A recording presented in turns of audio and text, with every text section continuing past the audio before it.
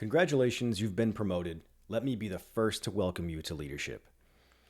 Unfortunately, as a new manager, you're probably putting a ton of undue stress and pressure on yourself because you're taking guesses at the things that you think you should know already. It's the easiest trap to fall into, but if there's one thing that can shorten your learning curve as a new manager and a new leader, it's finding a mentor. When I say the word mentor, I'm not talking about a cheerleader or someone who's simply there to listen. We often hear the term board of advisors. Let me take this time to define what your mentors are and what your board of advisors are. Your board of advisors are preferably a group of people who are not necessarily connected to each other, but certainly connected to you. Generally, they're there to listen to you, hear your ideas, and encourage you. A mentor is someone that you can count on to give you objective and, in some cases, very honest advice and feedback about your performance, your directions, and your approaches to your career. I've had several mentors in my career, and I can tell you I would not be here if I was not able to accept the very honest feedback and, in some cases, harsh reality that I just was not on the right track, or I was expecting way too much of myself. And in some cases, your mentors should be the people who are holding you accountable the most. Of course, you have managers or leaders or bosses, but no one can hold you accountable like a mentor. That relationship should be no holds barred. That relationship should, in the very beginning, be defined as, I want true, honest feedback. I don't want you to sugarcoat it. I want you to call it like you see it. I want you to be objective. A lot of times we go to our managers and we ask, hey, can you give me some feedback? How am I doing? A lot of times you'll get something that sounds a little bit more tempered in some cases. What's happening is immediately as a manager, as a leader, most of you can relate to this. If you're asked to provide feedback, the first thing you think about is, how do I give feedback against the goals that we've set? How do I give feedback within the scope of our department, of my expectations as this person's leader? As a mentor, the only objective that person should be thinking about is, what feedback can I give that will help this person in their career? That's what you're looking for. Today, I'm going to go through the 6 reasons why you should have a mentor and how to leverage that relationship for long-term career growth. The first benefit of having a mentor is simply you'll gain the experience over having to do the trial and error yourself. And what do I mean by that? If you have a mentor that's preferably been where you want to go before, for example, you want to be the next VP of your company. Maybe the VP who previously retired has some insight that you can glean. And in a lot of cases, they'll be able to tell you where the landmines are to avoid and where the traps are that maybe you should stay away from. On the flip side of that, that mentor may also be able to give you the roadmap to success. They'll be able to tell you exactly where your strengths lie, where your weaknesses might fall short, and where some of your competencies just don't align yet. Again, this is about the experience that you're able to pull from that person versus, on the flip side of that, if you did not have that mentor, you're going to be doing the trial and error yourself. So the goal here is to shorten the learning curve by picking the brain of someone who's been there before. Let's break this down to something a little bit more relatable. Let's say you want to cook a meal. Wouldn't it be easier for you to pull out a cookbook and get the recipe and make the meal the first time and it actually tastes good versus having the ingredients, not having a clue where they go, when they go in the pot, or what temperature to put it on? This is the same thing. Of course, leadership is not that cut and dry, but when you have a mentor who can see, and I'll use a corporate term here, the forest through the trees, that helps you a lot more than your trial and error, because chances are with your trial and error, your confidence will take a hit each time you experience an error with no feedback on how to fix it. That's a really good segue into the second reason why you should have a mentor. Your goal here is to get objective feedback from your mentor, no holds barred, no strings attached. You need real feedback from this person. And that needs to be called out from the very beginning.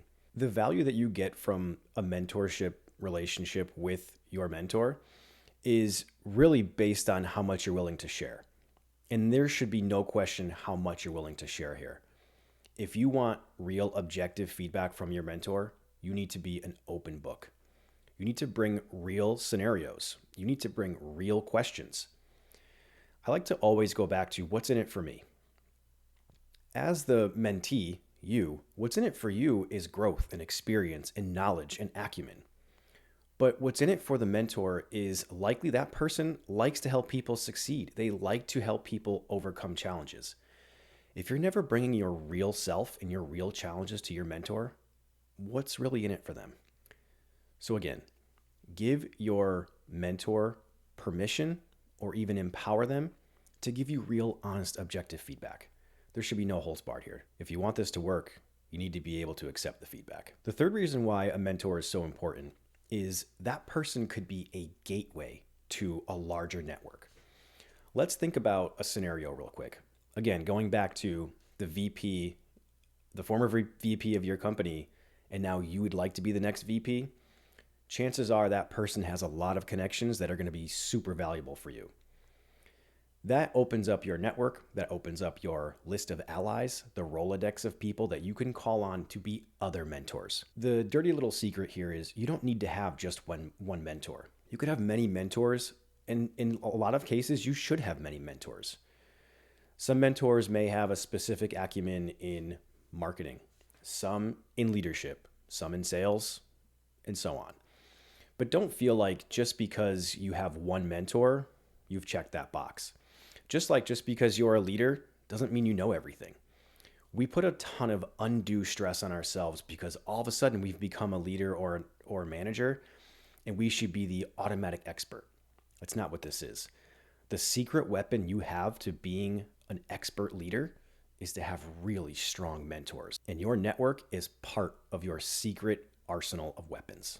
The fourth reason why you should have a mentor or several mentors, we talked about it a little bit before, but let's get a little bit more specific, is confidence and accountability. What do I mean by that? Well, let's go back to the first reason why you should have a mentor. We talked about trial and error. If you're experiencing error after error and you do not have a mentor to bounce these things off of, well, your confidence likely is going to take a hit. This is simply just glorified experimentation. If you're constantly experimenting, sure, some things might stick. But how do you know when things are actually going to go right? Where's the predictability? Where is the accountability for you to understand if that was a good thing? Was that a bad thing? Has anyone ever done this before? Can someone help guide me here? That is the confidence part of this. I'll caution you to experiment with your own confidence. Confidence is something that is so intangible, not something that you can obviously see. It's part of your mindset. It's how you come to work every day. Let's give another example. You come to work every day, you have no confidence, you're really just experimenting, and people can see that written all over your face. You have no confidence to make a decision.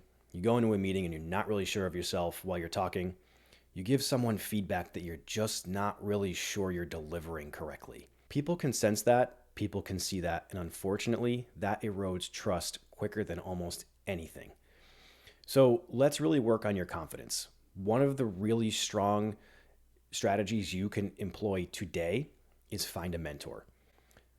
Finding a mentor, again, is such a secret weapon to your own confidence. If you're able to couple accountability with confidence, you'll be unstoppable. The fifth reason why a mentor really should be part of your everyday thought process is so that they can help you along in strategic thinking. When you're tasked with making a tough decision or many decisions or easy decisions, sometimes we don't think about the next few steps.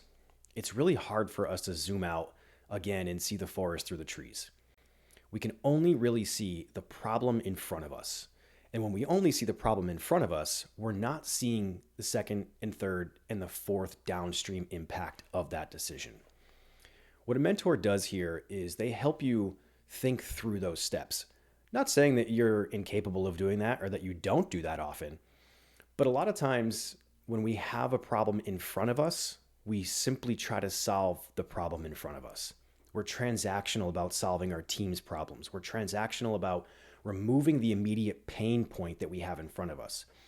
Versus when you bounce that off of a mentor, it's likely There's going to be some follow-up questions that you hadn't quite thought of before. And even if you have thought about those, it reaffirms your decision around those next steps, that second and third and fourth downstream impact. So the strategic thinking part of this is something that you really should leverage a mentor for. Now, some of us do have a mentor relationship with our managers, our leaders. Fantastic. I would encourage you to find a mentor outside of your own department, outside of your own area of work. The reason I suggest this is we want objective opinions. We don't want folks looking through the scope of the department and the same problems that they need to solve. We want objective opinions, and they want to help solve your problems. The sixth and final reason I'm going to go over for having a mentor is one of the biggest ones: emotional support. It's incredibly easy to get burned out as a leader. It's easy for us to beat ourselves up. It's easy to put pressure on ourselves because all of a sudden we're the manager and we should be the expert.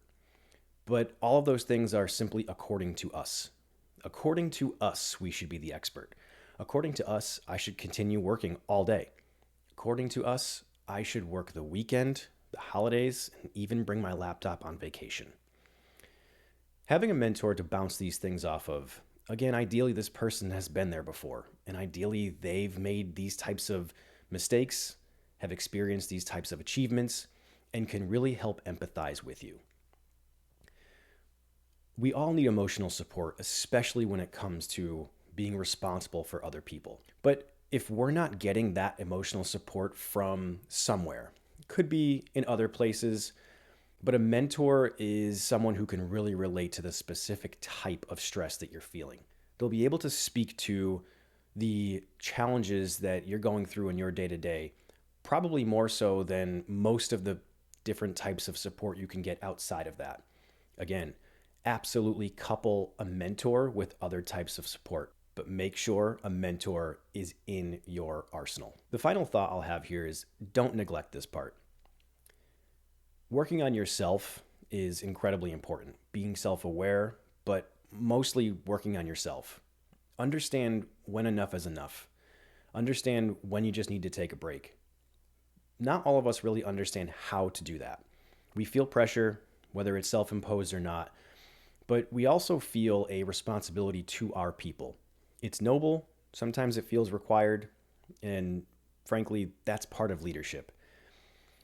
Your responsibility here is to balance how you're able to take care of your work, your people and their work, and yourself. We put ourselves through pain, through stress, through anxiety, because we're sacrificing our own mental health for objectives that, frankly, your team can handle.